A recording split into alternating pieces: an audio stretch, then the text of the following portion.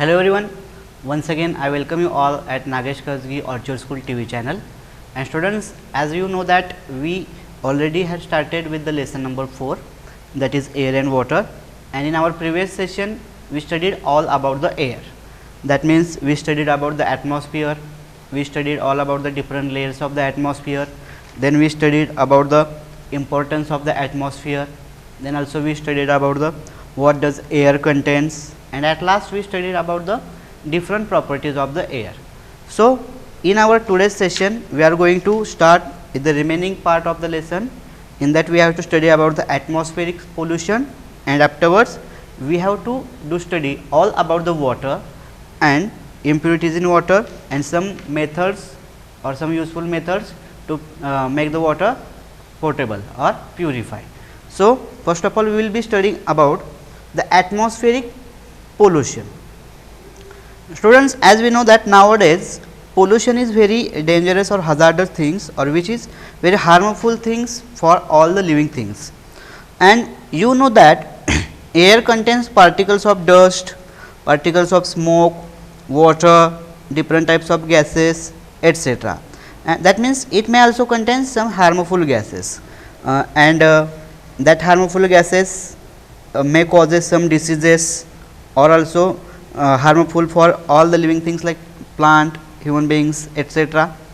And the dust, smoke and other harmful gases make that air dirty, or polluted. That means dust, smoke and harmful gases present in the air make the air dirty or polluted. And this pollution of the atmosphere, is caused mainly by the release of smoke and poisonous gases from factories and vehicles. As we know that most of the factories have chimneys, and vehicles also leave the carbon dioxide or other harmful or poisonous gases in the air, and that all causes the pollution. So, pollution is caused due to dust, due to smoke and harmful gases which are present in the air.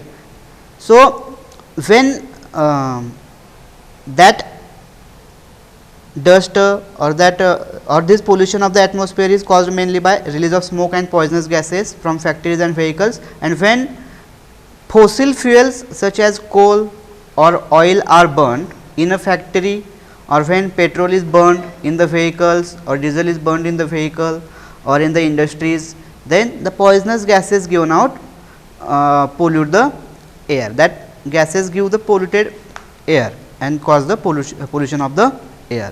So, this is about the atmospheric pollution. Afterwards, we have to study all about the water. Students, as you know that water is very important thing in our day to day life. Without of water we are unable to do anything, and without of water we cannot live for more days. So, importance of water is more in our day to day life. But did you know that near about 3/4 of the earth is covered by water? How many part of the earth is covered by water? Near about 3/4 of the earth is covered by water.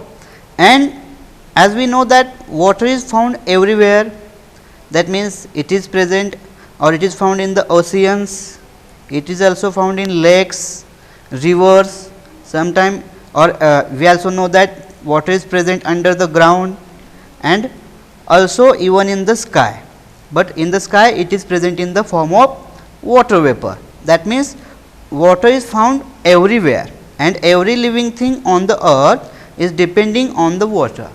Why? Because it is very necessary for drinking, and without of water we are unable to live. That means without water no living things can survive. And since water is very essential for the functioning of the body, as we know that water is also essential for the functioning of the body, it is helpful in digestion of food, circulating blood, keeping temperature normal in our body. That means in this way water is useful or essential for the functioning of the body. And our blood is mostly water, and it carries oxygen and food to all parts of our body. That means most of the water is present in the blood, or blood is mostly made up of water, and that blood carries oxygen and food to all parts of our body, and this is only due to of water. So, water dissolves many things, as we know that water dissolves many things. For example, the salt that you added to the glass of water did not disappear. For that we will do here one experiment here.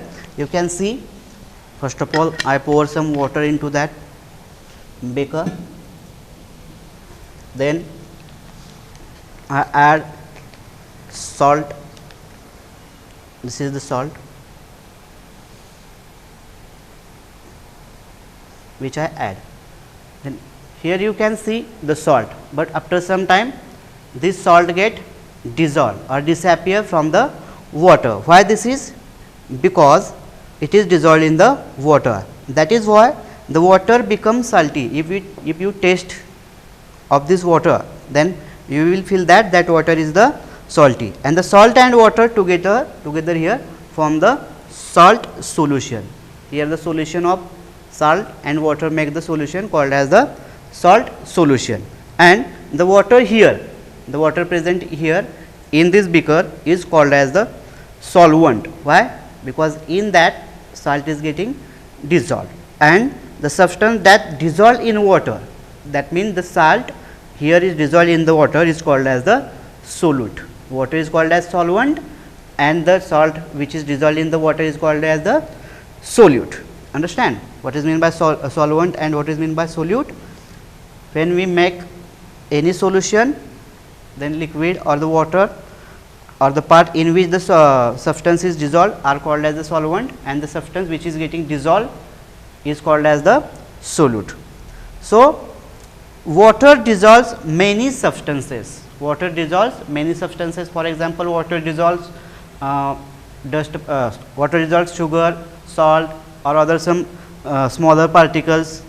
When water dissolves many substances, and these substances which are dissolved in water are called as soluble substances in water, or soluble substances in water, or the substances which do not dissolve are called as insoluble substances. For example, here in this experiment, all the salt is getting dissolved in the water, therefore, salt is soluble substances. And if we add some other particles or other some impurities like stones, mud, or other heavier particles like that, here I am adding some mud, sand, or particles of soil. Here you can see that are not getting dissolving in the water. So, the substances which do not dissolve in water is called as insoluble substances, and the substances which get dissolved completely in the water are called as soluble substances. Soluble substances and insoluble substances, this is the difference between that. So, water also contains different types of impurities. Water is not present in the pure form, as we know that we get most of the water from the river or seas, lakes, oceans, but where does that water come from? That all the water is coming from the rain. So, rain is the ultimate or most important source of the water, but when that rain falls on the ground, what happens with that water? So many substances like dust particles, then particles of sand, grains, or other mud, stones, smaller stones, or so many substances get dissolved in the water, and that make the water impure. That means, if when we drink such type of water, we fall sick. So, we have to remove some impurities in water, but what are the ways we will be studying about that, the methods of removing insoluble impurities. But before that, we have to study about impurities in water. As we know that water dissolves many substances, these substances are said to be soluble in water, and the ones that do not dissolve in water are insoluble in water, and the salts that you added to the glass of water did not disappear, it dissolved in the water. And impurities in water, as I told you that water contains many soluble substances such as chalk. Chalk means not a writing chalk. Chalk is the type of one rock. Then mud and stones.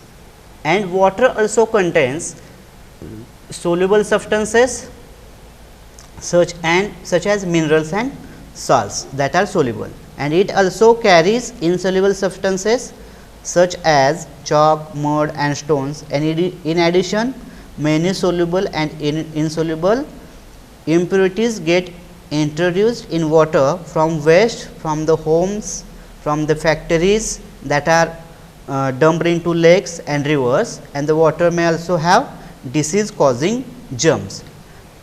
Water which has harmful impurities and disease causing germs must be cleaned before drinking. Why? Because if we drink such impure water, then we will fall ill. So, for that we have to study about some methods of removing insoluble impurities. So, there are two methods or 2 to 3 methods near about. For that methods we can use to remove insoluble impurities.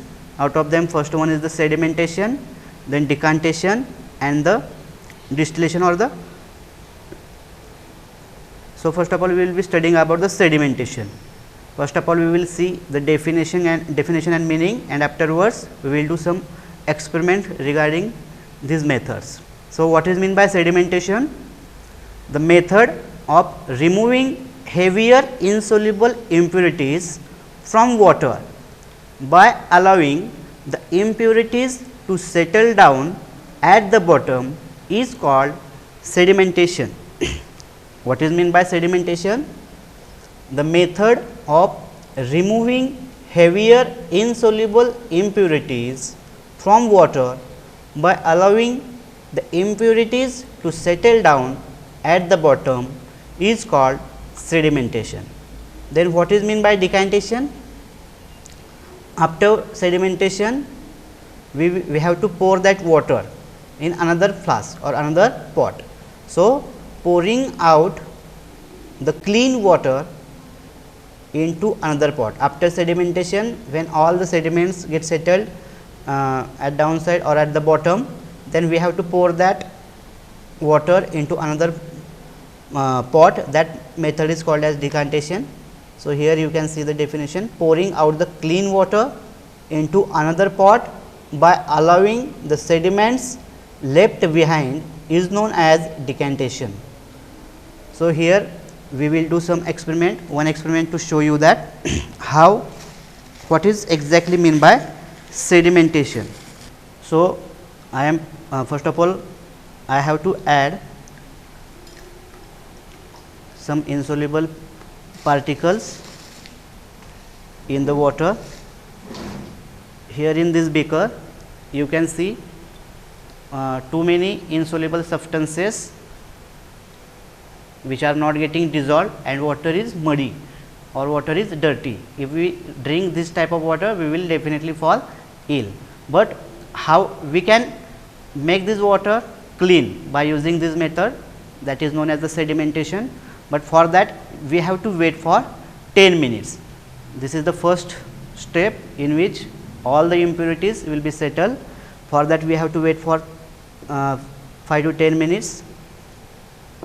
So, we set up the water for sedimentation. After some time we will again come towards this experiment. So, till that we have to study about the next part of the topic. So, next one more method we can use for cleaning the water, that is known as the filtration. For that also you have to take a muddy water in a glass, like we made that muddy water, and pour it into another glass through a piece of cotton cloth. Why? Because the cotton cloth have very small holes, and that help to hold back the most of the most of the other impurities and help to clean the water. That means this is because the holes in the cloth are small and the bigger mud particles cannot pass through them. And a filter paper, as we know that filter paper, in place of filter paper you can use cotton cloth also, that is also working like a filter paper. A filter paper has a very tiny holes in it, and they are so small, that you cannot even see through them, and it can be used to filter out the mud to get water free from insoluble impurities. And let us see how we can separate the heavy impurities from the water. For that also we have to do one experiment, or we have to do the filtration of water. For that, add some mud to the water. For that again I will use the same water.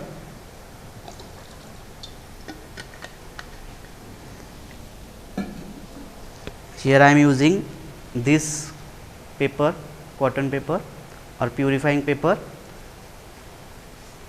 and I am putting that on the funnel like this way.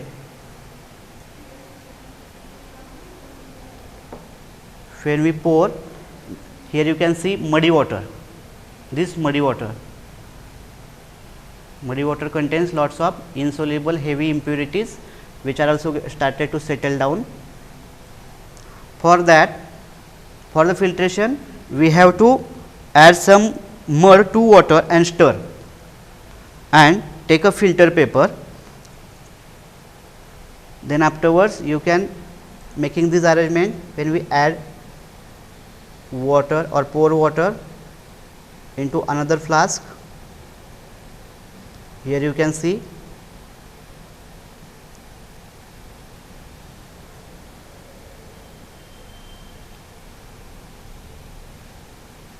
add the water slowly.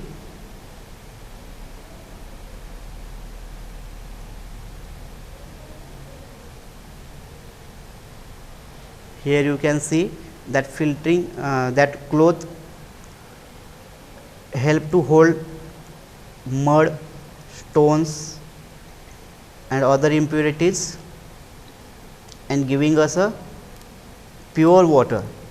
But keep in mind that pure water contains germs. This method only useful to remove the insoluble impurities. This is not useful to killing the germs. This filtration method is useful only to remove heavy insoluble substances from the water. When we pour that insoluble substances, that all the heavy insoluble substances are getting collected in this funnel, and due to the cotton cloth and cotton, that all the impurities getting hold here. That cotton cloth did not allow this mud to enter from the flask.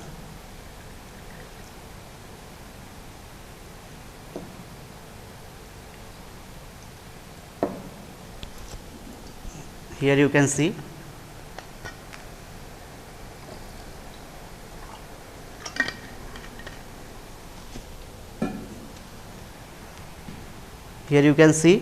we can obtain clean water through this method here, but this method did not destroy the germs from the water.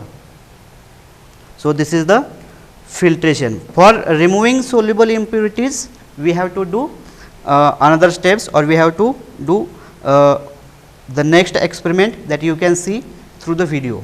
Distillation. Distillation is the process by which an impure liquid is heated to form its vapor. This vapor is then condensed to obtain pure liquid. This process is commonly used to purify water. Let us see how salt water may be purified by this process. Pour the salt water in a distillation flask and heat the flask.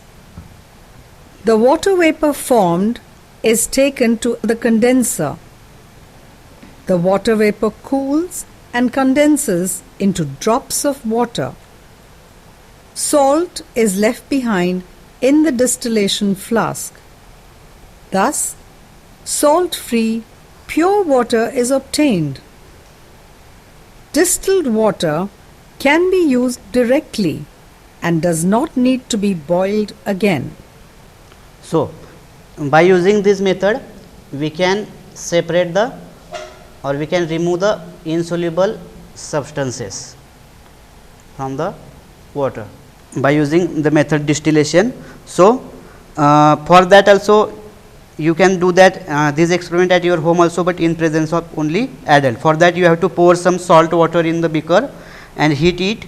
If you hold a cold steel plate on top of the dish, you will find that the stem condenses to form water droplets, and these water droplets are pure water, and this water is free from all soluble as well as insoluble impurities. And you will notice that the salt is left behind in the dish after all the water has evaporated.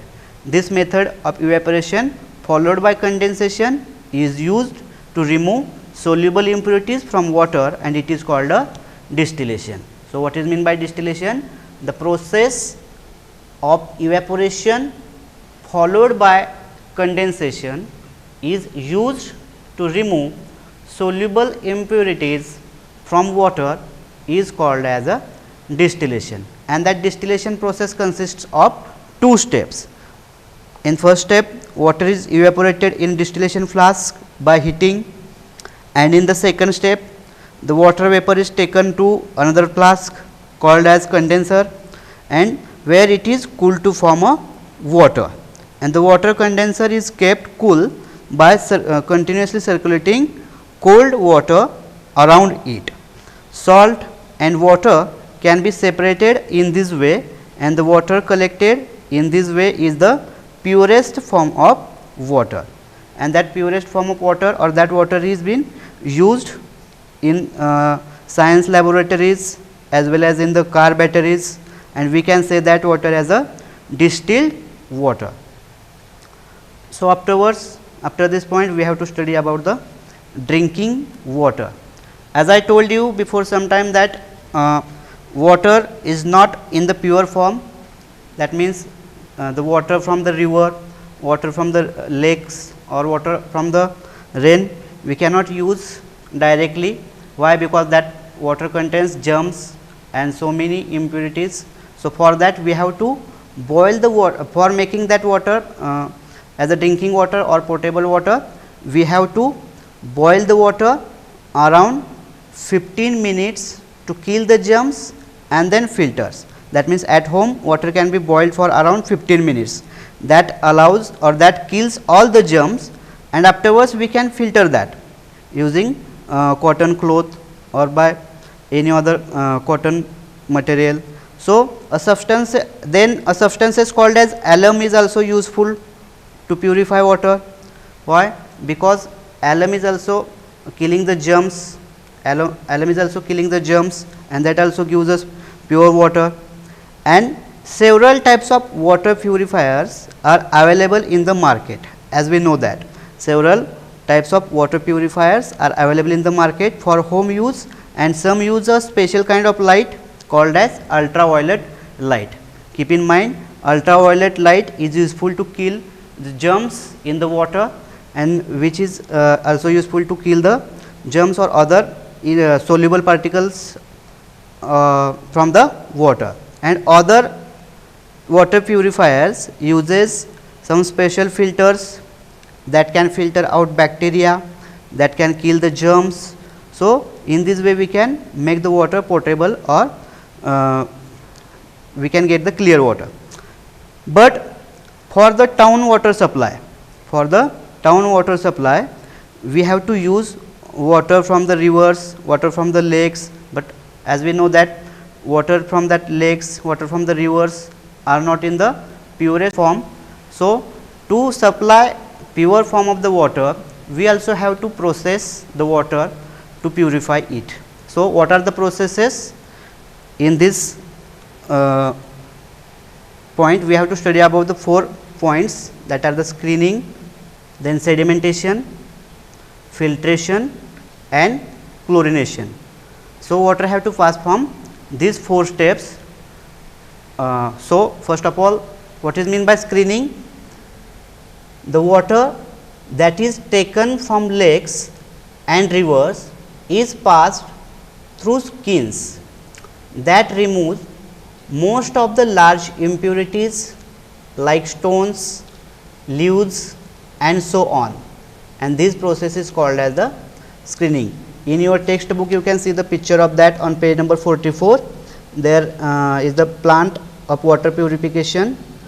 In that picture you can see this screening, sedimentation, filtration, chlorination, storage of water and water supply. So, in the first step the water has to go from the screening. In this way the water that is taken from lakes and rivers is passed through screens, where